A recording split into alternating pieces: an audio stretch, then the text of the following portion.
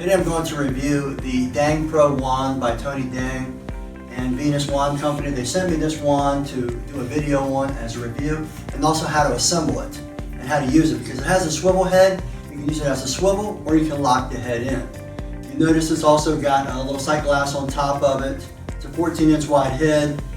Comes with the glide of your choice. It is titanium as far as the handle is concerned. However, the head itself, I believe, is milled aluminum, so it adds a little bit of weight to it. It's really not bad. Actually seems like a good wand. So I'm going to go ahead and put it together, show you how to, just in case you bought one, how to put one together, and also how to use the wand. So let's go ahead and take a look. Okay, let's get started. Notice this is exactly how it comes out of the box. The handle and tube is completely disassembled from the manifold. And you're going to see why as we move on here, how important it is to prep it before you put it together. Alright, step one, you want to make sure you clean the manifold. We don't want any shavings or any debris in there. Stick a little brush and brush it out first.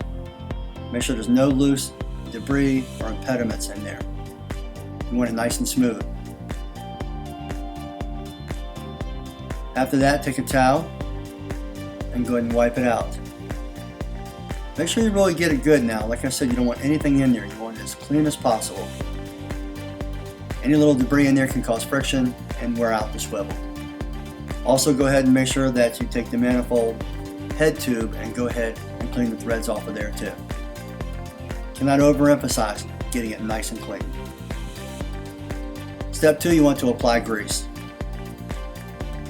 Why do I say that? Because the grease helps the swivel move back and forth, and it reduces the friction. So you want to take and make sure you get a nice little bead all the way around. Take your time and make sure you really thoroughly get it in there all throughout it. Now you also want to put it on the threads on the outside of the tube on the manifold too. That way you're hitting both areas, ensuring the swivel is going to work properly for you. Step three is you want to position assembly. Now notice these threads on top there, that's where you're going to assemble the tube to the manifold. Now down below you'll see two different screw holes. You want those to point to the ground. The reason being is these are the screws that will lock the head in if you don't want it to swivel. So make sure you've got them pointed downward. Now you can go ahead and set your screws into place ahead of time. Now we can go ahead and get it assembled. You've got your first screw in place there. You're going to work it in. Just gradually get it in there, get it into place. Take your Allen wrench and go ahead and get the first one in. And don't snug it up all the way. Just kind of get it maybe hand tight or so. That way you got a little bit of movement, free play, so you can put the other ones in there. If you turn the head and gradually work your way around, you can put the screws in very easily. This really makes a difference. So just continue to move the head around, put them in there, and tighten them up gradually over time.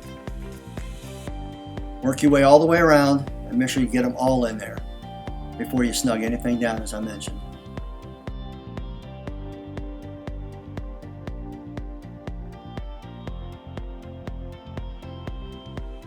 Now, go ahead and assemble your hoses to the manifold. Again, just get them finger tight. And take your time, don't strip the threads. Take your time, make sure they're nice and straight. Turn them in there, don't force anything. Last thing you want is a leak when you get to your first home. So always, like I always do, any kind of repair that I do, always test it first. Alright, now just go ahead and snug it down and don't over tighten it. That's almost as bad as under tightening it. You don't want any leaks and you don't want to force or ruin any threads. Just take your time, get it nice and snug. Now this is optional. The option is, of course, you can use it to swivel, which is one of the main reasons people buy these wands.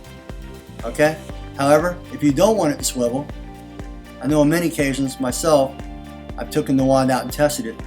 I kind of like it not swiveling. I feel like I have more stability, especially on heavily soiled carpets or empty homes. It's ideal. Now if you've got a tight home with a lot of furniture and you really can't get around it, I recommend go ahead and use the swivel. You can get up on the furniture and get yourself all the way around there. Notice now how stable the head is. There's no movement. Just keep that little tool in your truck. All right, now you want to install the handle. And you want the handle to be in a place where it's comfortable to you. Everybody's a different height and everybody has a different setup. I believe carpet cleaning wands are where the expression came from, different strokes for different folks. All right, go ahead and put the screws in. Just get them started with your fingers. Again, just get them finger tight.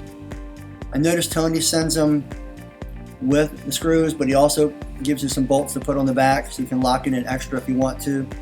That's what we did. And work your way in gradually, applying pressure to both sides uniformly.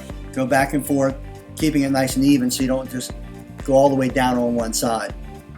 And before you get it too tight, take the time to slide the handle up and down and put it where you want, where it fits your height perfectly and your cleaning style. Everybody's cleaning style is different. Notice how easily it slides up and down? That's because I didn't over tighten it.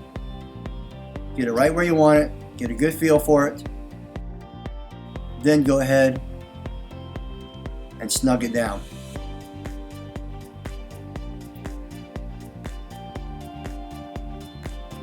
Again, don't over tighten. It's like anything else. Final step, of course, enjoy. It's really a good one. I like the fact that it's 4 jets. You can adjust the jets to the size that you want. If you're ever using it on a poly rug, you see it gives you a really good flushing action. I noticed Tony took my suggestion into play where I'd mentioned it'd be nicer to have a wider lip and then put a wider glide on it. And that's what he did. And that increased the airflow of the wand. I'm a big proponent of great airflow and good water flow. In this home here, you notice how easily by using the swivel, I can go right up under this little end table. No problem at all. And out in the open, still cleans well.